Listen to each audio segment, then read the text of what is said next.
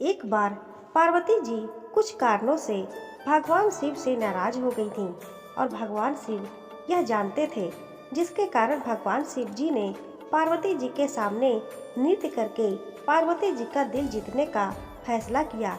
और उन्होंने सभी देवताओं जैसे विष्णु जी, लक्ष्मी जी, ब्रह्मा जी, सरस्वती जी, गण सिद्ध यक्षों, गंधर्वों, अप्सराओं आदि से यथाशीघ्र मंदराचल पहुंचने को कहा।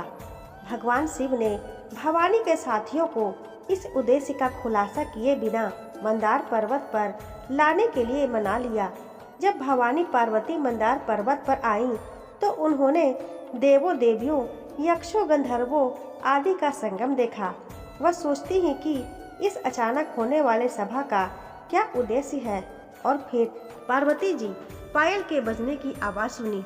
जैसे ही पार्वती जी पीछे मुड़कर देखी, वह चौंक गई। महादेव ने एक सुंदर पोशाक पहना हुआ था, जिनमें उनके टखनों तक झालदार पायल पहना हुआ था।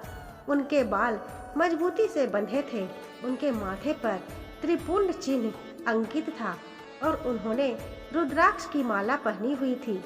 उनके शरीर पर आभूषणों की तरह नाग लिपटा हुआ था। बाघ का मोटा छाल उनके कमर के नीचे के क्षेत्र को कवर कर रहा था। जैसे ही भगवान शिव की आंखें पार्वती जी से मिली, वह मुस्कुराने लगे और उनकी आंखों का आश्चर्य बता रहा था कि उनकी योजना सफल रही। मध्यम हवाओं से एक सुंदर सा सिंहासन बाहर निकला और पार्वती जी उस पर बैठ गईं। पार्वती जी की आंखें आश्चर्य से भगवान शिव के वस्त्रों को देख रही थी, मानो शिव जी के पोशाक की निरीक्षण कर रही हूँ। उसके बाद शिव जी ने कहा, इकट्ठे हुए अभी देवी देवताओं को देखा और अपना सिर हिलाकर इशारा किया। सरस्वती जी अपने कमल पर बैठी और बीना बजाने लगी। विष्णु जी ने मृदगम अपने हाथ में लिया और उसे बजाने लगे। माधुरी राग ध्वनि उत्पन्न करने के लिए ब्रह्मा जी ने और वहां उपस्थित देवताओं के साथ झांझों को बजाने लगे। नारद जी ने अपने हाथ में वीणा के तारों पर फेरने लगे, जबकि इंद्रदेव ने बांसुरी बजाई। ऐसा लग रहा था जैसे सबसे बड़ी धुनों का संगम हो रहा था। पार्वती जी चारों ओर की मनोहर दृष्टि को देख रही थी। महादेव ने अपनी आंख बंद कर ली और संगीत की रचनाओं श्री रागा को बुलाया, जो उनके ही पुत्र थे। रागों के प्रमुख श्री रागा ने वहां प्रकट होकर आसपास के क्षेत्र को आनंद से भर दिया। यह राग उनके माथे से निकला। दूसरा राग वसंत शिव जी के कमर से प्रकट हुई। तीसरी राग पंचम शिव जी के आंतरिक कंठ में स्थित विशुद्धि चक्र से प्रकट हुई। भैरव राग महाकाल शिव के नासिका से प्रकट हुआ। संगीत रचना में सहायता करने के लिए विष ध्वजा के मणिपुरी का चक्र 50 अक्षर जारी किए गए। गिरिशा से अन्य राग जारी किए गए, जिनमें से प्रत्येक की अपनी पत्नियां भी थीं, जिन्हें सामूहिक रूप से रागनी के रूप में नामित किया गया। अधर चक्र ने छठे राग की उत्पत्ति की, जिनका नाम नट नारायण था।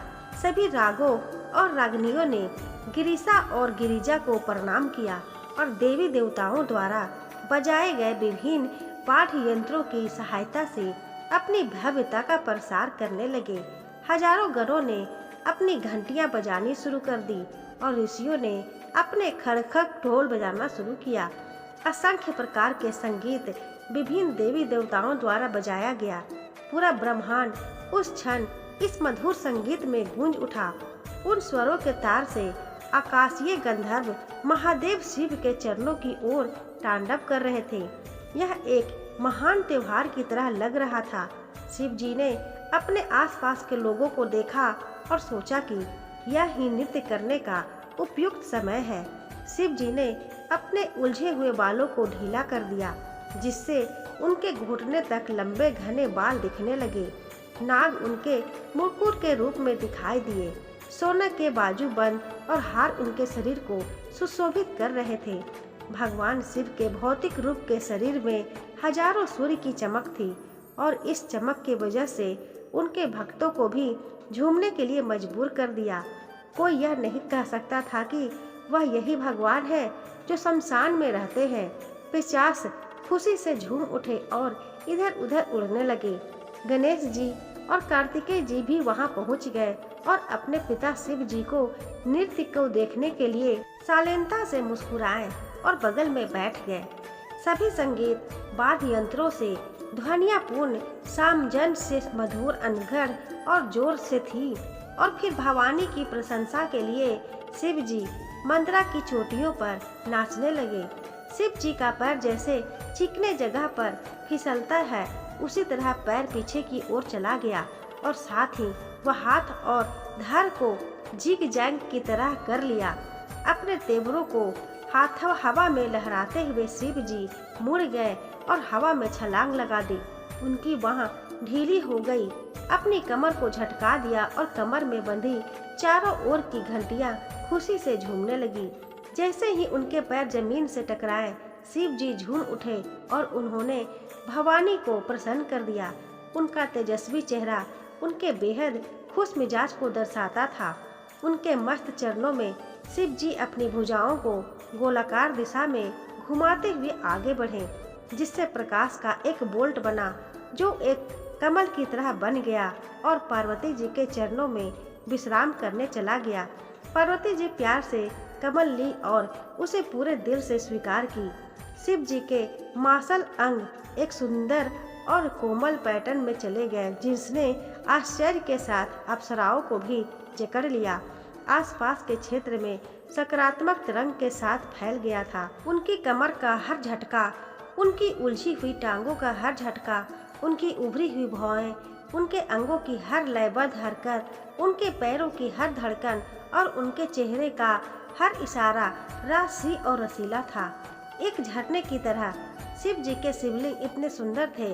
विष्णु जी द्वारा मृदगम की हर धड़कन के साथ शिव जी ने एक नया सिर और 2 अतिरिक्त बाहें फैला दी और वहां उन्होंने अपने 5 चेहरा या सिर धारण किया और 10 हाथ सशस्त्र रूप में ग्रहण किया। सभी हाथ में सामंजस्य और पूर्णता पहले कभी नहीं देखा गया था। यहाँ तक कि शिव जी की चालों की तरलता को देखकर गंगा अपने प्रवाह पर शर्मिंदा हो जाती थी। संगीत रचना इतनी दिव्य और अच्छी तरह से कल्पना की गई थी। नारद प्रमुख गायक थे और बड़े उत्साह के साथ गा रहे थे। सदाशिव ने 80 हस्तक प्रदर्शित किए, जिससे भवानी ने आंखों की पुतलियां चौड़ा किया। कभी पार्वती जी अपने पति को इस तरह नाचते हुए नहीं देखी थीं। यह तो नशा था, बहुत घना। इसलिए अपील करते हैं, पोस्ट वॉर संगीतकार और नर्तक शिव द्वारा बहाए गए पसीने के मोतियों से पैदा हुए थे। किन्नर प्रसन्न थे और नाचते भगवान पर फूलों की वर्षा कर रहे थे। ऋषियों का दिल एक अजीब सी शांति से जकड़ा हुआ था, जो उन्हें अपने यंत्रों से कभी नहीं मिला था। वास्तव में शिव का यह तरल नृत्य उनके नीरस अनुष्ठानों की तुलना में अधिक आनंद देने वाला था। वे सभी लगातार नृत्य की राजा श्री नटराज के सामने नतमस्तक हो रहे थे।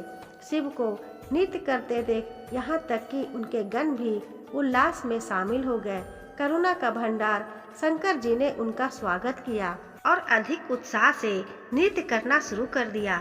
इंद्र की बांसुरी से निकलने वाली हर धुन के साथ, विष्णु जी की मृग गंग की हर ताल के साथ, सरस्वती के बीना से हर संगीत के साथ और गनों की घंटियों से हर सुर के साथ सुशोभित नटराज की चाल पूरी तरह से मेल खाती है और यहाँ तक कि उन संगीत नोटों की धुनों को भी बजाया गया है।